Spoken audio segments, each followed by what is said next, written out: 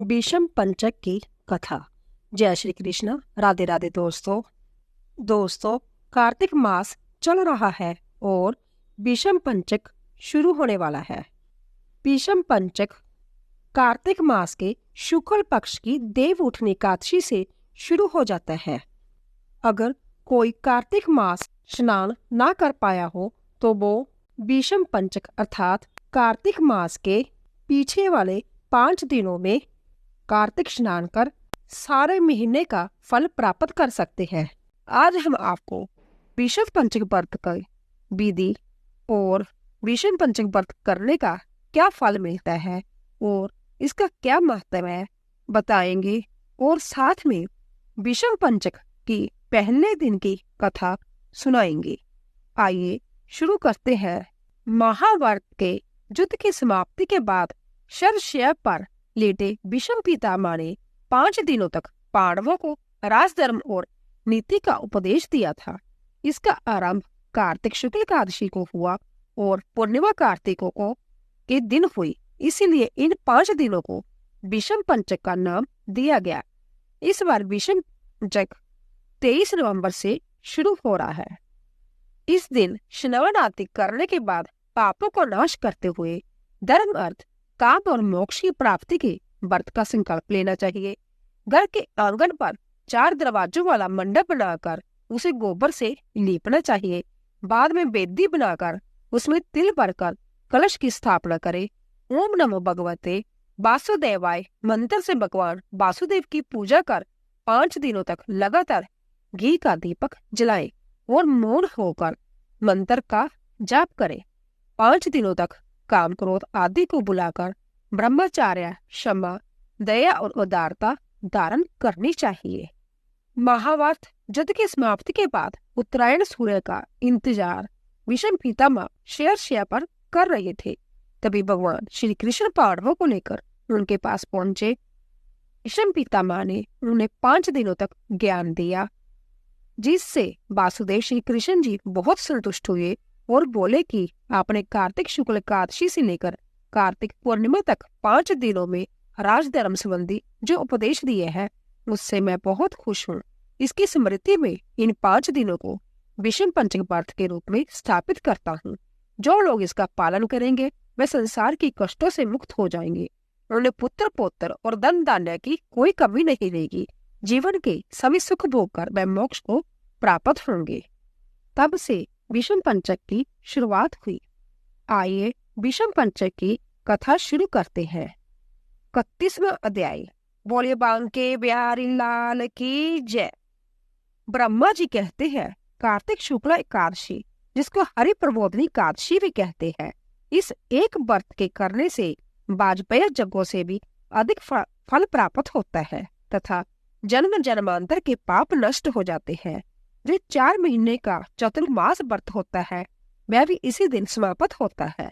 इस दिन व्रत रखकर ओम नमो भगवते वासुदेवाय इस मंत्र का जाप करें, फिर रात्रि को जागरण करें तो सब एकादशियों का फल प्राप्त हो जाता है। विषम पंचक व्रत कार्तिक शुक्ल एकादशी के आरंभ करके पूर्णिमा को समाप्त होता है। इस दिन ऋषि व पितरों का तर्पण करना चाहिए। विषम पंचक में नित्य ही विषम जी का तर्पण करना चाहिए। वसु के अवतार शांतनु के पुत्र चंद्रवंश में उत्पन्न ब्या कृपत गोत्र संस्कृत प्रवर वाले संतति रहित गंगा के पुत्र सत्यावर्ती आजन्म ब्रह्मचारी विषम जी का तर्पण करने से संपूर्ण वर्ष के पाप नष्ट हो जाते हैं।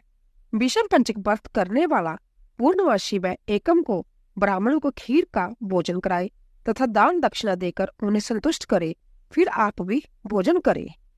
अन्य कथा के अनुसार भगवान कृष्ण जी बोले, प्राचीन काल में उज्जैन में एक महापापी और दुरात्मा धनवेश्वर नामक ब्राह्मण रहता था।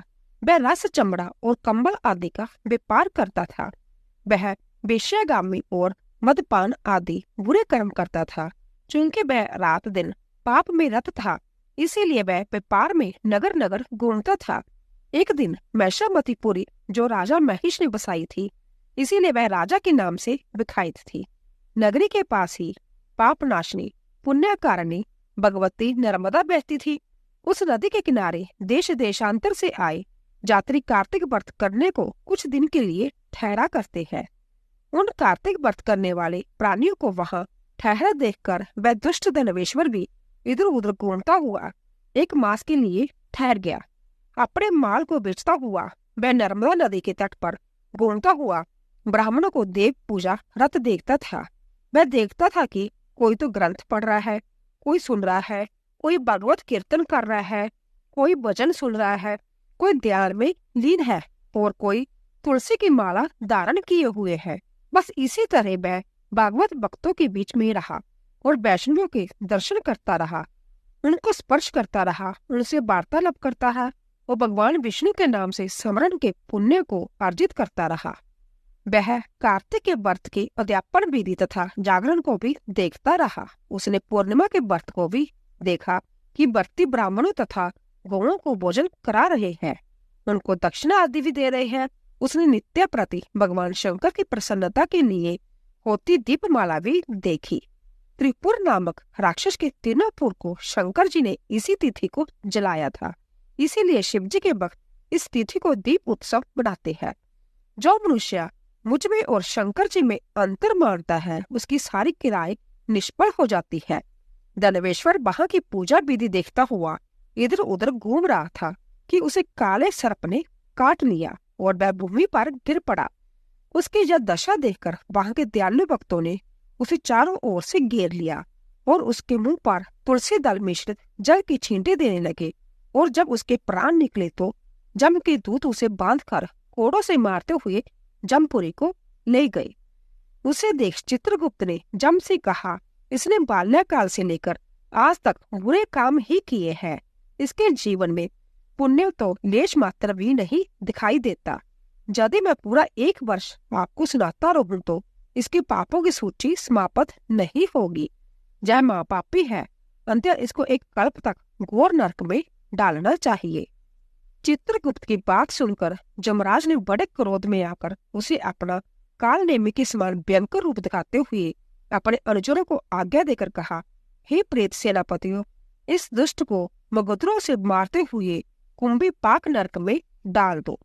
सेनापति ने मगधरों से उसका सिर फोड़ते हुए कुंभी पाक नरक में ले जाकर खोलते हुए तेल के कड़ाही में डाल दिया। प्रेत सेनापतियों ने जो ही तेल की कड़ाही में फेंका तो लपलपाती हुई आग अपने आप ठंडी हो गई, जैसे कि प्रहलाद को अग्नि में डालने से वह ठंडी हो गई थी। यह विचित्र घटना देखकर प्रेत सेनापतियों ने जमराज के पास जाकर सब हाल सुनाया। जमराज भी आश्चर्यचकित हो धनेश्वर को अपने पास बुलाकर स्थिति पर विचार करने लगे। उसी समय नारायण नारायण का कीर्तन करते हुए देवऋषि नारद जी भी वहां आ पहुंचे और जमराज से कहने लगे, हे जमराज, यह ब्राह्मण नरक में डाले जाने के योग्य नहीं है, क्योंकि इसने अंत समय में कुछ शुभ कर्म किए हैं जो कि नरक जातना को नष्ट करने वाले हैं। जो लोग भगवत भक्त का दर्शन करते हैं, उनसे वार्तालाप करते हैं, उनका स्पर्श करते हैं, चाहे उन्होंने कोई पुण्य कर्म ना किया हो, सहज में ही स्वर्ग के अधिकारी हो जाते हैं। अंत्य धनेश्वर भी पुण्य आत्माओं के संग व स्पर्श से स्वर्ग का अधिकारी हो गया है। अंत्य जब पुण्य आत्मा है, इसे यक्ष जोनि दो और केवल इसे पाप भोग करने वाले नरक दिखा दो। भगवान कृष्ण ने कहा। जब नारद जी ऐसा कहकर चले गए तो धनेश्वर को पुण्य आत्मा समझते हुए जमराज ने दूतों को उसे नरक दिखाने की आज्ञा दी। बोले बांके बिहारी लाल की जय। अगर आपको हमारा वीडियो पसंद आया हो, शेयर और लाइक कीजिए और सब्सक्राइब कीजिए और कमेंट बॉक्स में राधे राधे जय श्री कृष्ण जरूर लिखें। आप सभी का धन्यवाद।